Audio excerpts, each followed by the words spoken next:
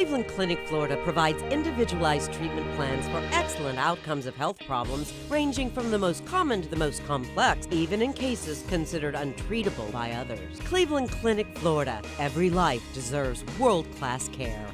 ATS Podcast, precious. We don't care, we're about to swear on the air. It's the after the show, so tune in if you dare. KVJ, get risque every single day. It's uncensored. We can say what we want to say. Hello, welcome to the KVJ After the Show Podcast. Yeah. Well, like that, let's talk like this the whole podcast. It's not going to get old at all. Would that be our worst numbers ever? if we're talking like this the entire podcast. No, we've done some awful shows. Even worse than that, believe it or not. I believe it. Yeah. Uh-huh. Got a little bit more correspondence from our Publix guy that we were talking to. He was a manager for 24 years. I know you had a lot of Publix questions. He had some great info. Yeah, especially about the Chex Mix or the Publix Trail Mix, that they make there. You had a question about that, and his phone was cutting in and out. And he sent in a text. He said, Publix has chefs in test kitchens that come up with many of the Publix branded products that you find in the stores. They will conduct focus groups and determine what products will hit the store shelves.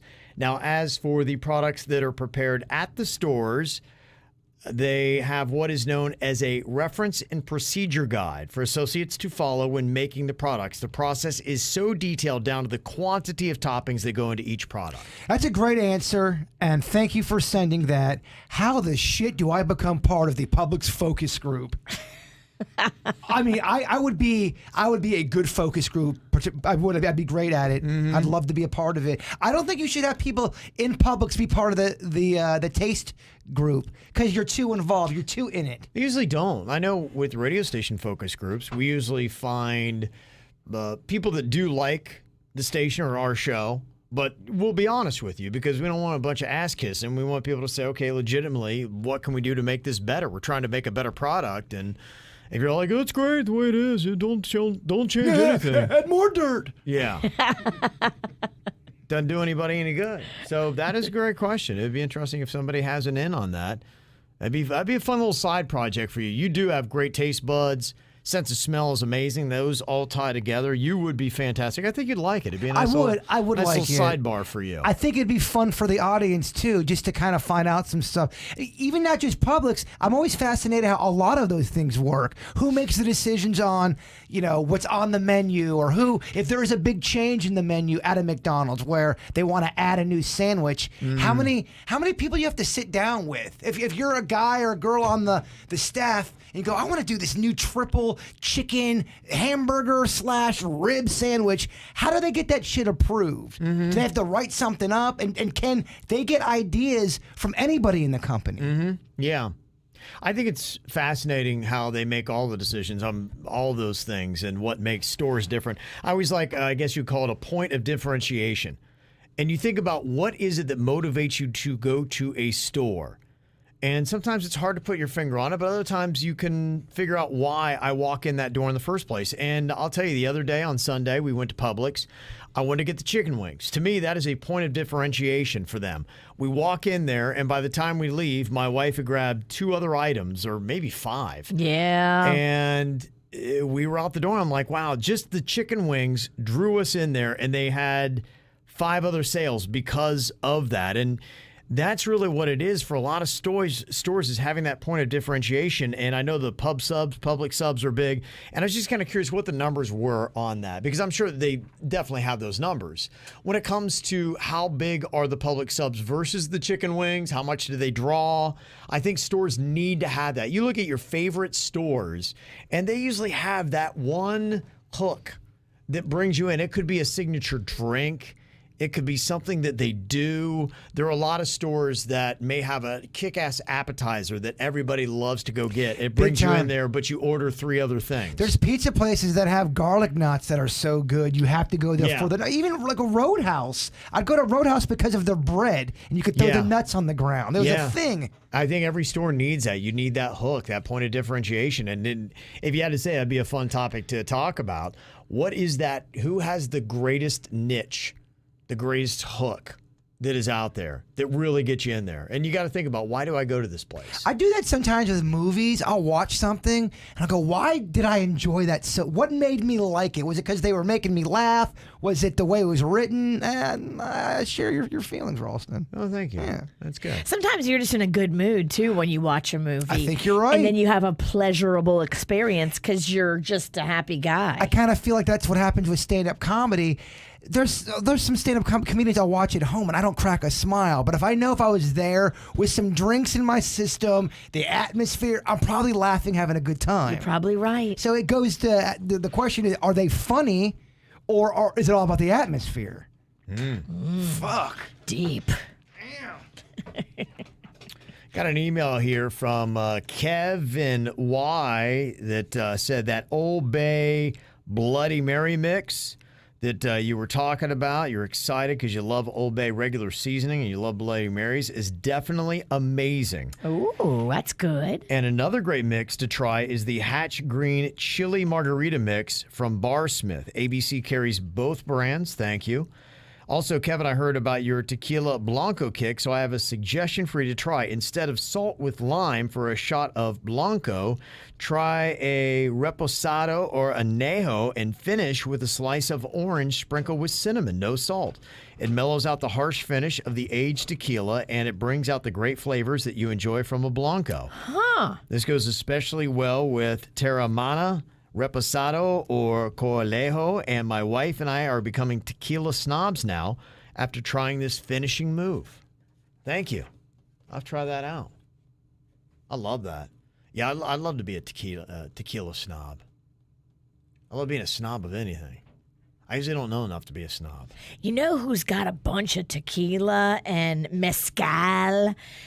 The Calaveras Cantina. They do, okay. They have a list that is deep. Is that the one that's in Harbor Place? Harborside. Harborside? Yep. That's a good restaurant. I like that place. It is a great restaurant. It's kind of tucked away on the backside of Harborside. It is. Which makes me sad because I don't think a lot of people know it's back there if you don't know to go look for it. You're right. And the decor is amazing. The menu is amazing. And if you like tequila and mezcal and all that stuff, they have a very extensive list. And their servers are pretty up on explaining to you all the different types. I had this guy breaking it down for me and like telling me this and that and all about the different tequila. If I remember, the decor's kind of classy looking, right? It is classy. It's classy Mexican. It's super colorful. Okay. It's one of those little hidden gems. That's what sucks sometimes about having a restaurant. You have a cool location, but not everyone can see it. Yeah, it's on the back side. Mm-hmm.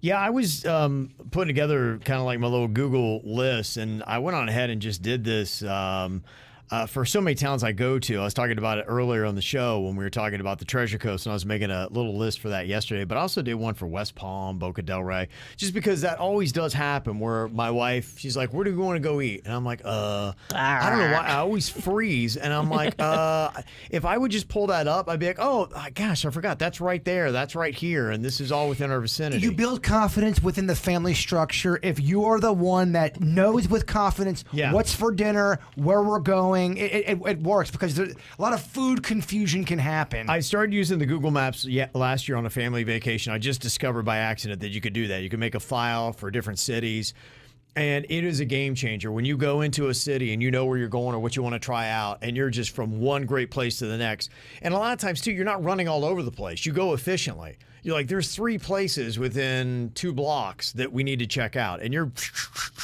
you get so much more in. And you're also going to quality places, and you're not wasting time with crap. When you know what you're doing, like I have a complete plan. The next time I go to Oregon, the 3 restaurants I want to go to. Yeah. I went there with my sister, and I cannot stop thinking about them. One of them was a damn vegan diner. Ooh. It was on that truck stops. Diners, Dipsticks dive-ins, and dipsticks. Dipsticks, trap stops, and fuck faces. Yeah, I forget the name of the show. But yeah. Diners, drive-ins, and dives. It was featured there, and it was packed. And I swear to you, you could not tell this was vegan food. I could not. It was better than regular food. Really? I couldn't believe it, man. That's See, cool. I love that. Yeah. So I'm really right now, putting it together. And what I'd like to be able to do is I'll have Denny's take a look at it. He's smart with all this kind of stuff. Is hopefully I can post all these lists in a place where people can share them. Because I thought, too, it'd be handy because we always have people from someplace else that are coming here. And I could be like, hey, check out my West Palm list. Because this is anywhere Kev would go. Kind of basically is what it is. And I could do that for all these different places. And some people actually text us some suggestions for Treasure Coast places. Because I'm not as familiar. It's not all the time I get there, but they were throwing out places to go to, and so I added those to the map. I already got 120 places for the Treasure Coast to go check out. Speaking of Treasure Coast, there's a bit of a rumor starting to brew that me and the Witch might be up there this weekend, possibly. Put off? Is that going to be this weekend, or do you have to figure out when Panda's going? I got to figure out when Panda's going because we need a DD. We can Uber. That'd be like a $90 Uber. I'm not good with numbers. Or finances, apparently. You want to spend $180 round trip? No, I just want to make some fucking memories. Well, we will, but if we go with Panda, then we get a free ride. If we go with Panda too, we have more time to work on D. Kevin Ralston and going. True. He's a tough one to sign though. Tough sell. He's a tough sign, and so is Sweet Denny's. He's a tough. You have to make Denny's feel guilty, and then he'll go. All right. So you have to do it. I'll call Denny's, and I'll call the Queen. You work on the Queen and Denny's. I'll make sure Soups is involved. Okay. Soups is coming. He might even bring his neighbor as his date.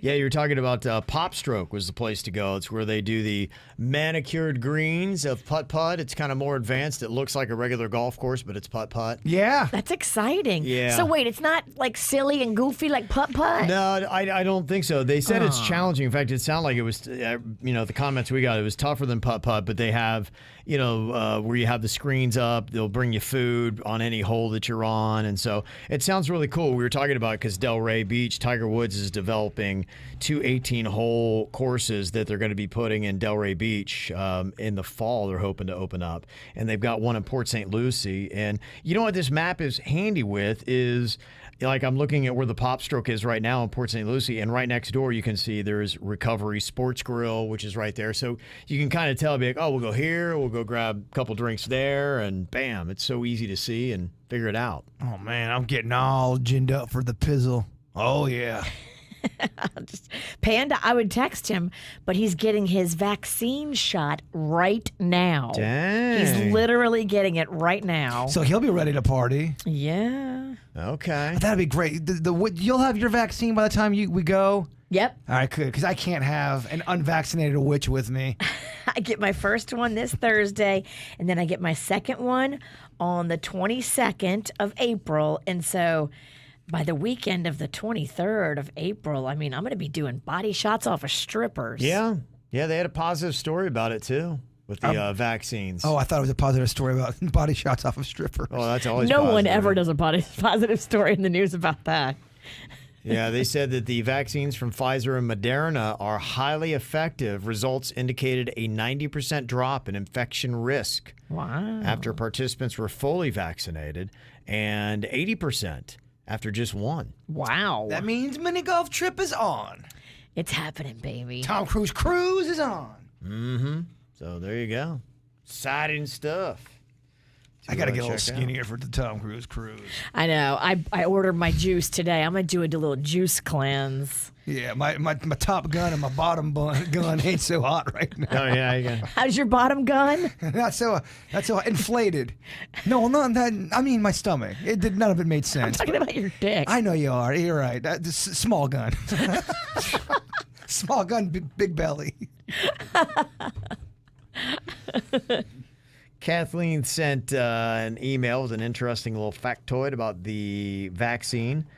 She said, I just found out something interesting. I went in for my mammogram, and they were not allowed to do it because I just had the first shot of the COVID vaccine. Apparently, you are not allowed to have a mammogram until 6 weeks after the second shot. Really? I was told that women are having to come back a second time because the vaccine affected the results of the first mammogram, and they're having to pay for the second appointment. Not sure if there are others that are unaware of this, so they don't make an appointment and they waste their time. Huh.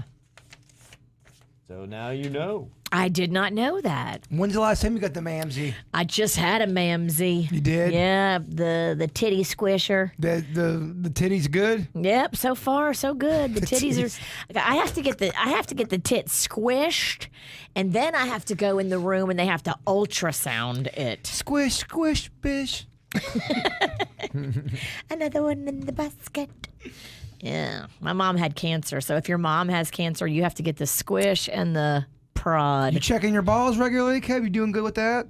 I check my dick more often. Well, yeah, you got to do that as well, just to see if it's still there. Yeah, Is it it's working? good. Yeah, it's good. It's doing all right. Check your nards, though. Yeah, I've heard that. How's your dad's dick? Is that good? Because it's hereditary sometimes. The ball, the dick, the butt cancer. Dick disease is hereditary? Oh, this sounds like some more made-up Virginia medical facts. I just wanted to ask how your dad's dick was. Well, ask it then. Don't hide behind your words. I think it's good. Okay. Okay. I got an email here from Jen T. She said, Kev, a little Netflix show for you to check out. You should try the Baztan trilogy. It's a Spanish supernatural crime thriller. It's a 3-part series. And I did check it out, and thank you. I already have it on my queue list. And you look for it by these titles, but if you put in the Baztan trilogy or whatever it's called or how it's pronounced, it did come up. But it's The Invisible Guardian, The Legacy of the Bones, and Offering to the Storm. So when I get done with El Dragon, I'll give it a try. Legacy of the Bones. Yeah. That's what Suits' neighbor is trying to show him, the legacy of the bone. It is quite the story. Yeah. And Kentucky John sent an email, said, I miss him. Speaking of Suits and being catfished by somebody. if you want a great TV series to watch, it's Snowfall on FX. I watch it on the Hulu app. The show is based on the crack wave that hits California. Wow, what a great show. It'll grab you and not let go. Not sure why this stuck in my head, but you guys were talking about pooping, and Kevin said that he doesn't fool around and gets right after it. Well, maybe just picture him staring with those laser eyes at the bathroom tile in front of him. Then a perfect UPS package shit comes out of him, just like his ass is a mechanical door or something. It looks like a UPS package? You were talking about Amazon drivers and how they poo in bottles. Gotcha. I What that must appreciate look like. I appreciate the time Kentucky John took with this email. Yeah, he He's, did. WTF is wrong with me. I listen to you guys too much, I think. Definitely do, but we ain't complaining. No, we want you to. Okay. Also, if you love TV and you love the places that are in it, did you see that the Rosebud Motel from Schitt's Creek is for sale for $1.6 million? It was just the front. They shot some scenes out front. They always used it as they were kind of doing transitions in scenes. It's located in Ontario, Canada. Is it a legit place? Yeah, it is a legit place that you could have. You could kind of market that thing to fans of the show. You may have to do a little build out to have it look like a museum to the show, but you can make it a tourist destination. They said a lot of people show up to it. So Schitt's Creek is done. The series is done. It's all Yeah. done. Everything's Was done. it one with season? Was that it? No, it was like 6. It was something like on that long. Yeah. Bird, wake up, man. Wake the fuck up. Yeah, in fact, coming up in about another month and a half, the cast is going to be at the Hard Rock. They're doing kind of a Q&A, and with people getting their vaccines, you'll probably see people start to... I think the series is actually gaining steam because, I mean, they had all those nominations. Was it Golden Globe, Emmys, or something like Yeah, that? it was highly awarded. Yeah. Well, you could argue some of these shows that are done that get popular on the internet.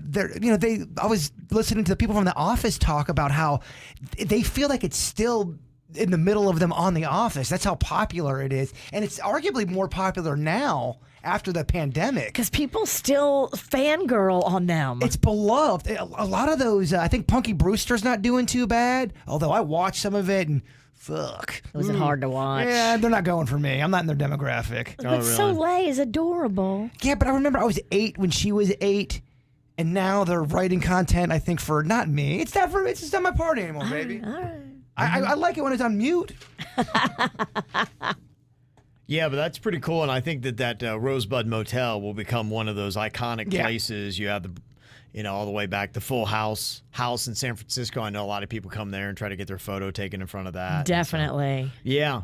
So, I mean, who knows? $1.6 million. That might be a good investment, possibly. I guess it depends upon how the show stays. But I think it's one of those shows, the way it was done. It that is. 5, 10, 20 years from now, people will probably still be talking about Schitt's Creek and going back and checking it. So, that's probably what I'd see there. Somebody let me know via text, thank you, that the Recovery Sports place I was talking about, they shut down due to COVID-19. So, not there. That's why, a lot of times you never know. You got to get there and that's kind of the running joke with my family is every city we go to, there's a lot of great places we go, but at least one time I always take us to a closed down bar. There's a lot of places that have closed, bars, restaurants, and they're just not going to open again because of the pandemic. Yeah. It's crazy. I give people my list to go to New Orleans all the time, and I had a few different people tell me, about 6 or 7 places on my list were closed. Gosh, that one restaurant you took me with the potatoes, they had the best honey mustard. And Deanie's. Both times you come back, you bring the potatoes, but you bring a faux pas honey mustard. You think I can't tell. And it's never the same honey mustard. Well, then why don't you bring your ass to Mardi Gras and you're invited? I'm only bringing it up because I would love to know what honey mustard they do. Do they make it in-house? Call them. Deanie. Maybe I will call them. Deanie's. They got a lot of food investigation to do. They got 2 locations. You want the one in the French Quarter. All right. Deanie's. Hey, I'm some guy from Florida. Why do you make your honey mustard? Yeah, ask them. Go for it. That's how it goes. You never know. They might even sell it. Well, I got some really good insight about honey mustard. And I won't give you all the details, but I talked to somebody that was spilling the goods about Chili's honey mustard. Really? Yes. What did they say? I've already said too much. I'll tell you off the air. I don't want to give any secrets out. Is it a brand or is it house made? We'll talk off the air. Damn. How about that? Boy, that's intriguing stuff. Yeah. I thought I knew power players. I guess I don't. No. I don't know anything at all. You're just kind of flaunting it now. I am flaunting it. Talking TV, the production on the Obi-Wan Kenobi show is slated to begin soon for Disney Plus. And they're bringing back Christian Haydenson. Or is that his name? Nope. Hayden Christensen. Nope. Hayden. Nope. Hayden Christensen. No, they're bringing back Pierce Bronson. I'm not good with celebrity names. You're not good with names. Oh, right. Period. You're right. You were giving me your girlfriend from back in the day's name, and you were saying it wrong. You were having me Google search her name, but yet you were saying it wrong, and so I was spelling it wrong. And then I figured out you were saying it wrong, and I had to respell it. Can you get off my ass, Veronica?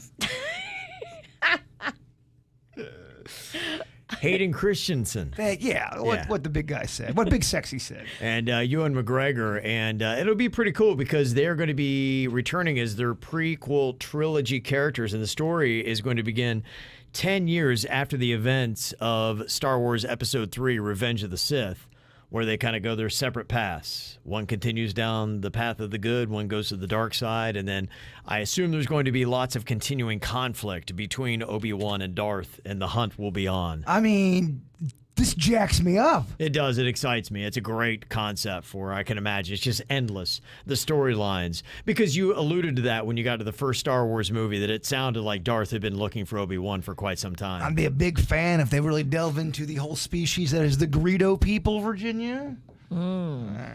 The Guido people? No, Greedo. I know all Always about 'em. pushing the Italian agenda. You start off going to Jersey. Greedo. Yeah.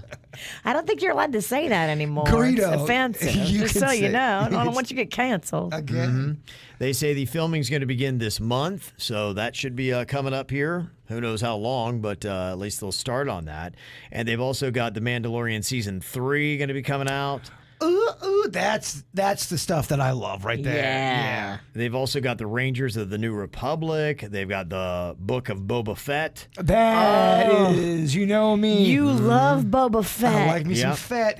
And they're also doing Andor, a prequel to Rogue One. That is going to be bringing back Diego Luna as well. Yes, He's just a big star in his own right. I thought there was some bullshit about the Ewoks coming back, and we don't want no fucking Ewoks. They were kicking around doing a whole series about them. No, it's horseshit. They've already tried this, and it's no one wants to see a bunch of teddy bears take out the stormtroopers. Yeah. Right? It'd be like giving a show to Jar Jar Binks. It would be. And that's some bullshit that the modern Star Wars people would do just to piss off the old fans. They would do that. We're going to make Jar Jar very, very cool. Likeable. Yeah, very likable. No. They would do that shit. Gosh, I'm glad they're not. Mm-hmm. So, there you go. Let me see here. We got a couple other interesting tidbits. One is the popularity of older music. If you look at the iTunes Top 20 list that they got right now, 8 of the entries are oldies. Does that maybe, I don't know, say something?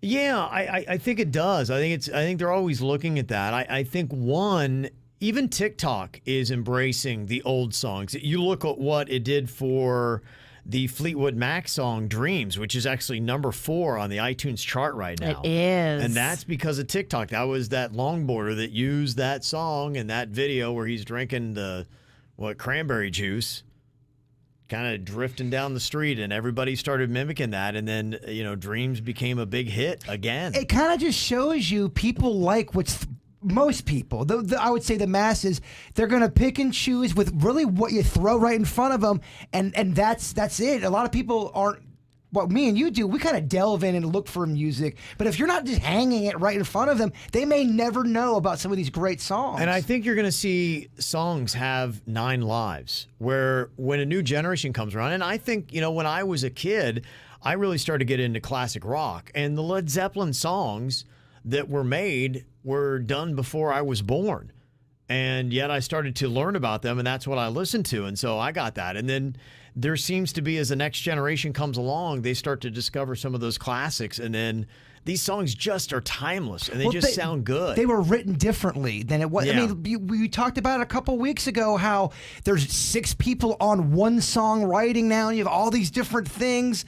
Back in the day, people would write their own shit and play their own instrument and go, these are my thoughts and feelings, nobody else's. And it was unique. It wasn't this thing where we're trying to make this universal, what's going to play on Top 40 right now? Because that's what they're doing. I know I sound old. I'm sorry. A little bit more depth and character, variety. Get off my yard, you kids. But fuck that. Get off my yard.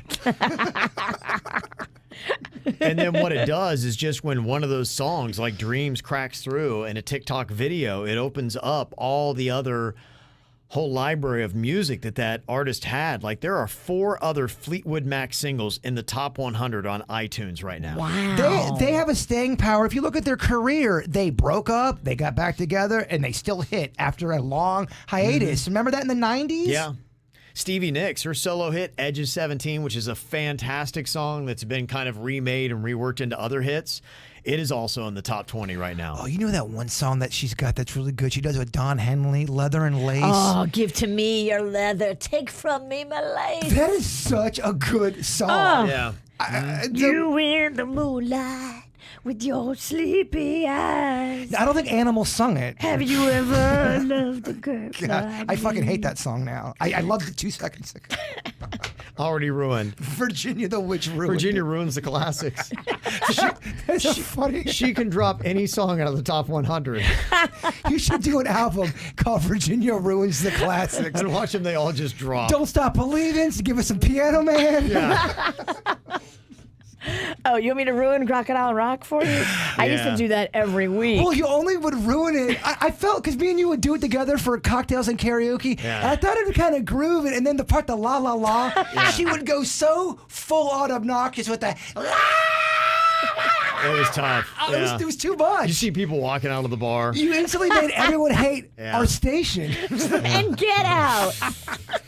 And I'm on stage with you, and now I feel like I want to get off. More Fireball for me. Fuckers, leave. Oh, yeah, the more she drinks, if you get up there and don't do good, she tells you about it in front of everybody. That fucking sucked. Virginia hammered with an open mic. Oh, shit. Oh, yeah. It's not a good idea. Also, in the rest of the top 100, you got Bon Jovi in there, U2, Chicago, Nickelback, Simple Minds, Heart, Tina Turner, Bryan Adams, Summer of '69, which is from 1984, is in there. You got the Cranberries Zombie from '94 that is in there. And even that Spirit in the Sky from Norman Greenbaum from 1970 is in the iTunes Top 100. That's a good murder song, I feel like. The spirit in the sky. Yeah. You would get murdered to that song. It's got a weird optimism to it that somehow means things are going to go wrong for you. It totally does. Eerie. Yeah. That zombie song is fun. Oh, yeah, we know you want to do. Just go and do it. Just kidding. I know you wanna- Now you ruined it. You took all the fun out. Oh, you should do like a mom parody. Momby. Oh, it's a good one. No, it's not. It's so shitty. She's so tired because she's worked so hard as a mom. She looks like a zombie. That's what. Momby. The video Momby. shows you like the kids spilling Kool-Aid. She's, oh, fuck these kids. Fuck these kids. That's not what you know what I mean. Like, oh, fuck, exclamation point, ... these kids. It's all in punctuation, isn't it? Really Punctuation really does matter in that Yeah. sentence. It does. Yeah, well, that's really it. Well, talking about old classics, yesterday we did a sing-along to Billy Joel's Piano Man. Is a tribute to Matt, and he sent a nice email. He said, thank you so much. Go figure, I started to cry. That was awesome, guys. Thank you. Matt, good. We love you. I'm glad it was special. That kind of worked out good. It was on Piano Day. Yeah, it was. It all kind of fit together. And so. he cried because the singing was that good. Momby. Mommy. You have to do Momby now. You have to do that song now. Momby? Yeah. Should I do it for real or should I just do it making fun of Momedy? I was kidding. You definitely should not do that song. All right, y'all. Have a great day. We'll see you back here tomorrow. Cleveland Clinic, Florida provides individualized treatment plans for excellent outcomes of health problems ranging from the most common to the most complex, even in cases considered untreatable by others. Cleveland Clinic, Florida. Every life deserves world-class care.